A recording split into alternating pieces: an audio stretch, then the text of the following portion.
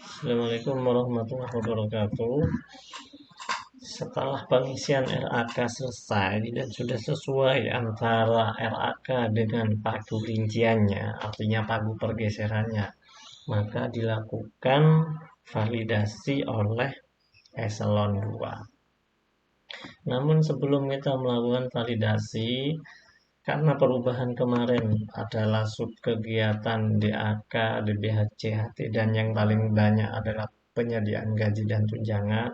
Sekilas kita tampilkan salah satu SKPD yang melakukan pergeseran pada subkegiatan penyediaan gaji dan tunjangan. Kita masuk menggunakan akun Sungram. Nah, di sini sudah melakukan perekaman. Kemudian di menu penatasan pengeluaran, rencana anggaran kas. Kemudian di belanja, menu belanja. Kita akan pastikan apakah di Kecamatan Lowaru ini melakukan pergeseran di penyediaan gaji dan tunjangan. Kemudian kita klik panah kanan. Nah, di sini nilai rincian dengan nilai LAK itu sama.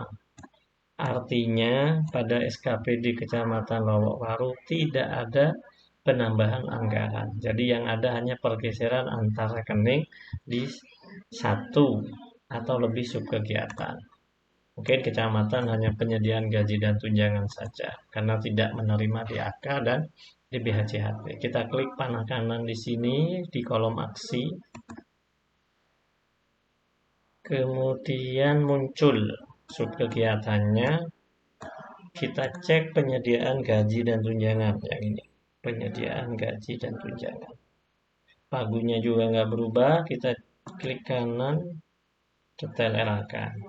Untuk operator sudah kita bahas di video sebelumnya, namun set operator ini perlu saya ingatkan bahwa subkegiatan baru karena adanya surat edaran Mendagri, subkegiatan yang ada pemutakhiran karena seperti JAK dan DBHCHT itu perlu di set operatornya dari awal.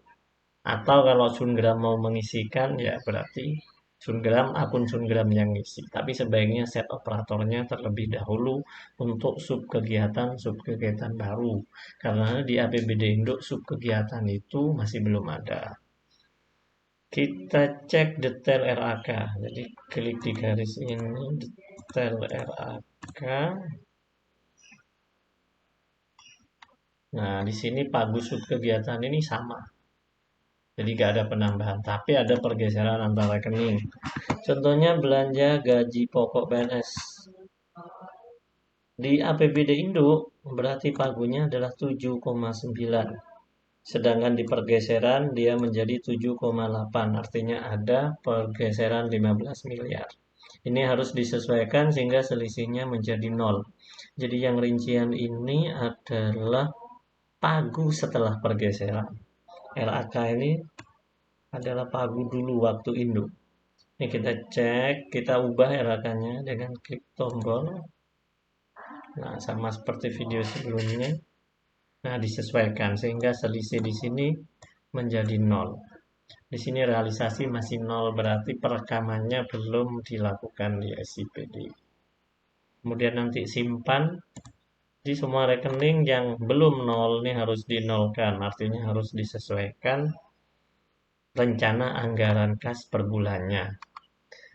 Sebagai catatan bahwa RAK ini tidak harus dibagi rata, apalagi ada koma, nanti sistemnya akan error, sehingga kita tidak bisa melanjutkan ke tahap berikutnya. Jadi jangan dibagi rata terus ada koma, dimasukkan saja di salah satu bulan, biar tidak koma.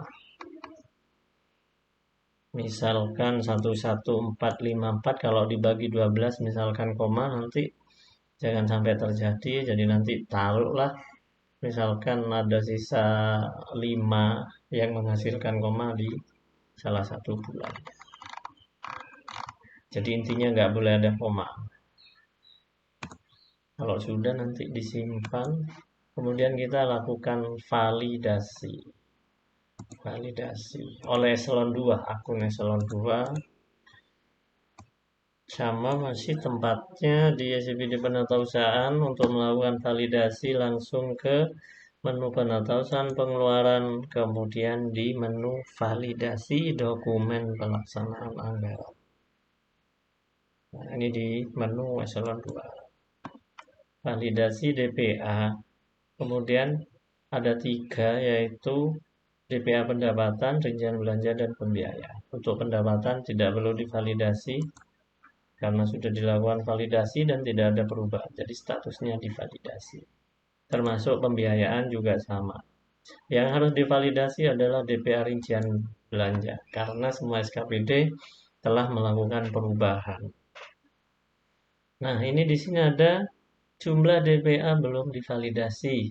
Artinya, meskipun satu subkegiatan yang berubah, tapi kita harus memvalidasi semua subkegiatan. Di sini tercatat 75 subkegiatan, 75 DPA yang belum divalidasi.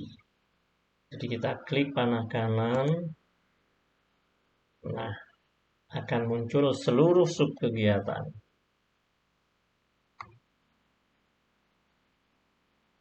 Ini agak lemot ya. Nah, di sini ada kolom validasi kepala PD. Ini masih belum divalidasi. Untuk melakukan validasi secara keseluruhan, tinggal klik di sini. Kemudian klik tombol validasi. Ini tidak saya validasi karena nanti dilakukan oleh SKPD sendiri. Jadi ketika ini diklik, maka validasi kepala PD ini akan tertulis divalidasi. Sebelum memvalidasi ini pastikan bahwa RAK-nya sudah sesuai. Jadi tidak ada yang merah kayak tadi. Jadi harus 0. RAK dan rincian tuh harus 0. Ini harus 0. Dan itu dilakukan di operator atau di akun Sungrad. Caranya gampang, saya ulangi bahwa tampilkan semua dulu, semua subkegiatan, kemudian klik di baris warna biru. Nah, ini otomatis akan mencentang seluruh kegiatan yang ada di SKPD. Kemudian validasi. Selesai. Jadi nanti kalau berhasil, validasi kepala PD-nya ini akan muncul di validasi. Kemudian nanti kalau sudah divalidasi, BPKAD akan melakukan validasi juga. Nah, kalau dua validasi sudah dilakukan oleh kepala PD dan BPKAD, maka akan muncul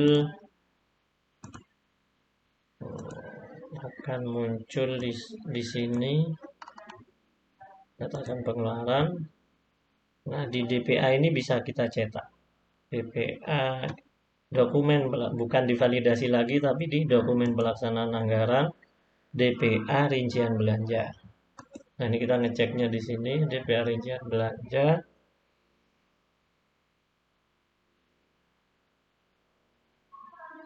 Masih loading agak lama.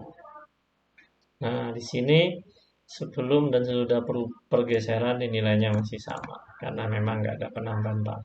Kita klik panah kanan, kemudian kita cek penyediaan gaji dan tunjangan. Nah, ini kita klik print, kita tanggali 31 Mei hari Senin, cetak.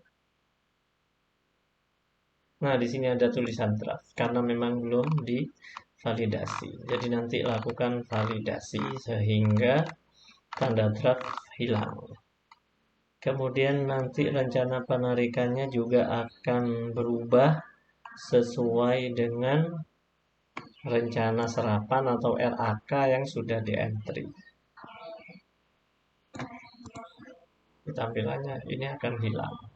Ini tampilan DPPA setelah pergeseran. Jadi di sini muncul pengurangan 15 miliar. Mungkin itu untuk validasi yang dilakukan oleh eselon 2. Mudah-mudahan bermanfaat. Jika ada kesulitan bisa langsung menghubungi BPKAD.